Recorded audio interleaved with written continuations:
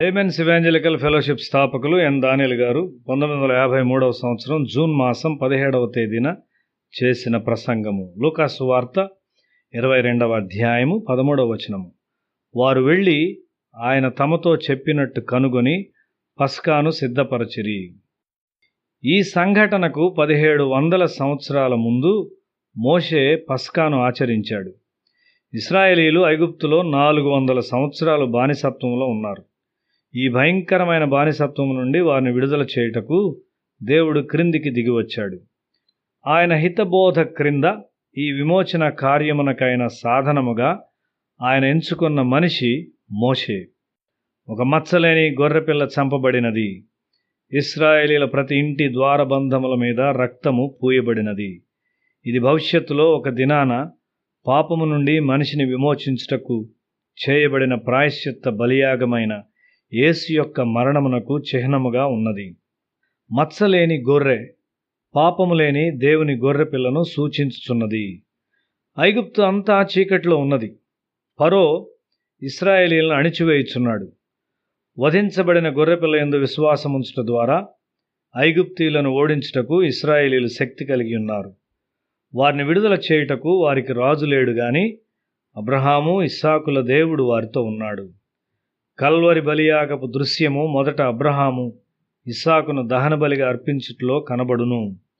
మనిషి లోకము నుండి పాపము నుండి విడుదల పొందాలంటే దేవుని యొక్క అద్వితీయ కుమారుడు మాత్రమే చంపబడాలి. మచ్చలేని గొర్రెపిల్ల రక్తమును ఉపయోగించుట మరియు చంపబడిన గొర్రెపిల్ల రక్తము ద్వారా విడుదలను నమ్ముట ద్వారా ఇశ్రాయేలీలు సాతానును మరియు చీకటిని ఓడించుటకు గొప్ప శక్తిని పొందుకున్నారు. ఇశ్రాయేలీలు ఎర్ర సముద్రమును దాటి ఐగుప్తీయుల బలమైన సైన్యము, రథములు, సైనికులు సముద్రములో మునిగిపోవుట చూచారు. యేసుక్రీస్తు రక్తములో నమ్మకముంచువారు పాపమును జయించుటకు శక్తి కలిగి ఉంటారు. గొర్రెపిల్ల చంపబడినప్పుడు బానిసత్వంలోనున్న ఇశ్రాయేలీలు మొదటిసారిగా ఐక్యపరచబడినారు. తరువాత వారు ఒక బలమైన దేశముగా తయారయ్యారు. ఐగుప్తులో జరిగిన విషయాలను విన్నప్పుడు ఇతర దేశాలన్నీ భయపడినవి. ప్రపంచ చరిత్ర అంతట్లో ఈ విధమైన విడుదల ఎన్నడూ జరగలేదు. భయంకరమైన బానిసత్వము మరియు ఐగుప్తు యొక్క చీకటి నుండి ఈ బలమైన విడుదలను జ్ఞాపకము చేసుకున్నటకు పస్కాను ఆచరించుట ప్రారంభించమని మోషేతో దేవుడు చెప్పాడు. యేసు పస్కాను ఆచరించుటకు ప్రతి సంవత్సరము మందిరమునకు వెళ్ళాడు. మొదటి పస్కా నాడు దాదాపు 3 లక్షల గొర్రెపిల్లలు అర్పించబడి ఉండినవి. ఒక్కొక్క గొర్రెపిల్ల 1 లేక 2 కుటుంబములకు చెందినదై ఉండును. బూరలు ఊదబడినప్పుడు వారు మోషే సూచనలను అనుసరించేడివారు. రక్తము సమకూర్చబడును. తోళ్లు యాజకులకు ఇవ్వబడుచుండెడివి. ఎముకలు విరగ్గొట్టబడకుండా మాంసము వేడి చేయబడును.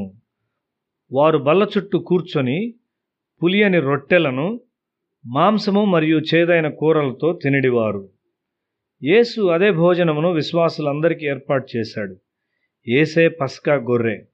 యేసు మరణము ద్వారా పాపపు బానిసత్వము నుండి విడుదలకు కృతజ్ఞతగా మనం ఈ భోజనము ఆచరిస్తాము.